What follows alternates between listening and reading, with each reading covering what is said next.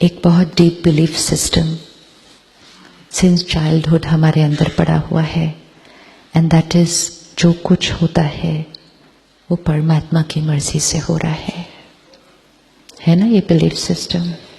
Everything that is happening in my life is happening according to God's will. यहाँ तक मानते आए कि पत्ता पत्ता भी भगवान की मर्जी से हिलता है, और इसीलिए जब भी कुछ ऐसा होता है तो हम कहते हैं परमात्मा की मर्जी, कहते हैं ना ऐसा। किसी के घर उनके यंग बच्चे की डेथ होती है, आप जाकर उनको कहो ये परमात्मा की मर्जी थी, कैसा लगेगा? ऐसा परमात्मा कैसा लगेगा? कैसा लगेगा?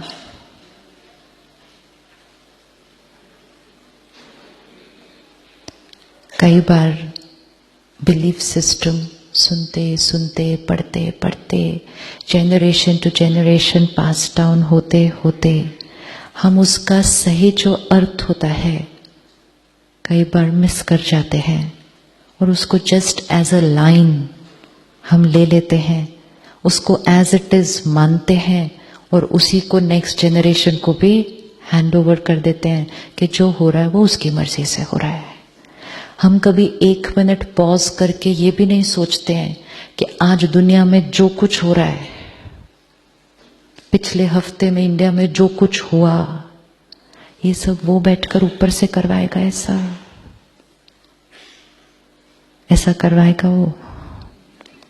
यस, जो कुछ सुना पड़ा उसको साइड पे रखते हैं, सिर्फ लॉजिकली चेक करते हैं।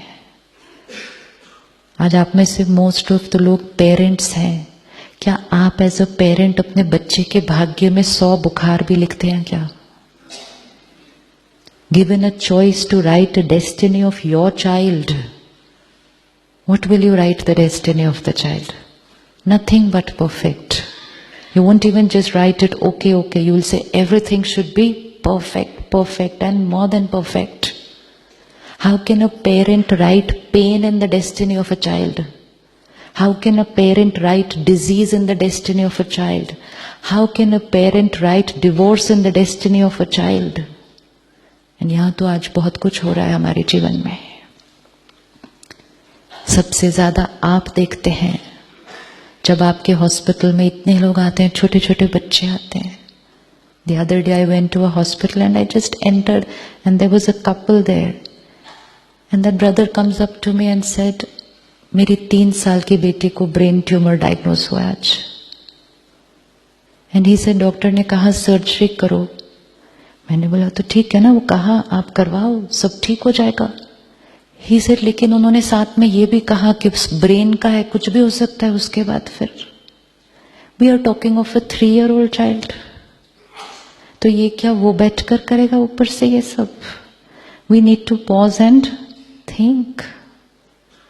think and the belief system needs to be checked कि चाहे वो एक नेचुरल कैलामिटी है, चाहे वो ये मैन मेड टेरर है, चाहे वो डिजीज है, चाहे वो अनटाइमली डेथ है, चाहे वो वायलेंस है एंड द अदर थिंग्स, ये परमात्मा बैठकर डेस्टिनी लिख रहा है तो दुनिया का ये हाल है।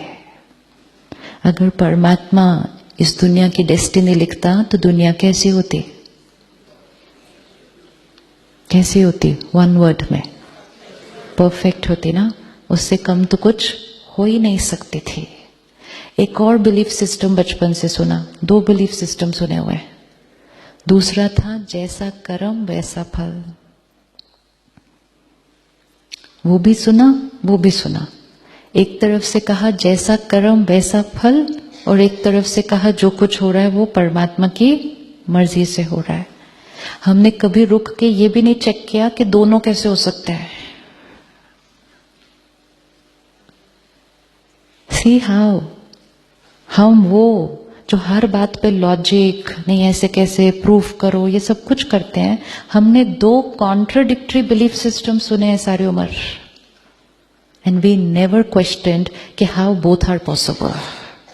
We just heard both the belief systems and we said, yes. हुआ या नहीं हुआ? यहां परमात्मा खड़ा है, ठीक है? अभी विजुअलाइज करते हैं. एक बिलीफ सिस्टम कहता है जो कुछ हो रहा है वो इसकी मर्जी से हो रहा है. That's one belief system. अगर वो बिलीफ सिस्टम ट्रू है कि जो कुछ हो रहा है वो भगवान की मर्जी से हो रहा है, तो सारी पावर किसके पास? इसके पास. हमारी जिम्मेवारी क्या? हमारी जिम्मेवारी क्या? कुछ भी नहीं. सारी रिस्पॉन्सिबिलिटी किसकी? इसकी. One belief system. Second belief system, जो कुछ हो रहा है वो मेरे कर्म का कॉन्सिक्वेंस है. हमारी रिस्पॉन्सिबिलिटी कितनी है? सारी. उसकी रिस्पॉन्सिबिलिटी कितनी? कुछ भी नहीं. देखो कितना डिफरेंट है. डिफरेंट है, बिल्कुल ऑपोजिट है. और हमने दोनों को सुना और दोनों के लिए हां किया. अब अगर ये बिलीफ सिस्टम क्लियर नहीं होगा हमें, तो फिर जीवन में जब भी कोई सीन आएगी तो हम उसको ही क्वेश्चन मार्क कर देंगे कि तूने हमारे साथ ऐसा क्यों किया. अपने जीवन में जो कर्म करने हैं वो करते रहेंगे, और जब कोई ऐसा सीन आ जाएगा जो पसंद नहीं आएगा तो उंगली किस पर रख देंगे? उस पर रख देंगे. अब अगर परमात्मा डेस्टिनी लिख रहा है तो दो लॉज फॉलो होने चाहिए. एक, एवरीथिंग विल बी परफेक्ट. उसको हम कहते हैं क्षमा का सागर, उसको हम कहते हैं प्यार का सागर. आज आपका बच्चा अगर कोई गलती कर भी दे, आप सिर्फ उसको 5 मिनट डांट सकते हैं, उसके ज्यादा आप कुछ नहीं करेंगे. नहीं करेंगे ना. उसके बाद कहेंगे ठीक है अभी अगली बार से नहीं करना. क्या आप उसको ऐसी कोई सजा देंगे जो आज हमें जीवन में मिलती हुई दिखाई दे रही है, जब उसके लिए हम कहते हैं उसने इसको ऐसा किया? How do we put the finger there? जब हम with all our qualities and a few weaknesses हम किसी को ऐसी सजा नहीं दे सकते, तो वो कैसे ऐसी सजा देगा? एंड दूसरा, अगर परमात्मा डेस्टिनी लिख रहा है तो सब बच्चों की डेस्टिनी, सब बच्चों की डेस्टिनी एक जैसी होनी चाहिए ना. आप एज अ पेरेंट दो बच्चों के बीच में मतभेद तो नहीं करेंगे. तो एक डेस्टिनी परफेक्ट होनी चाहिए, दूसरा डेस्टिनी इक्वल होनी चाहिए. अगर भगवान भाग्य लिख रहा है तो.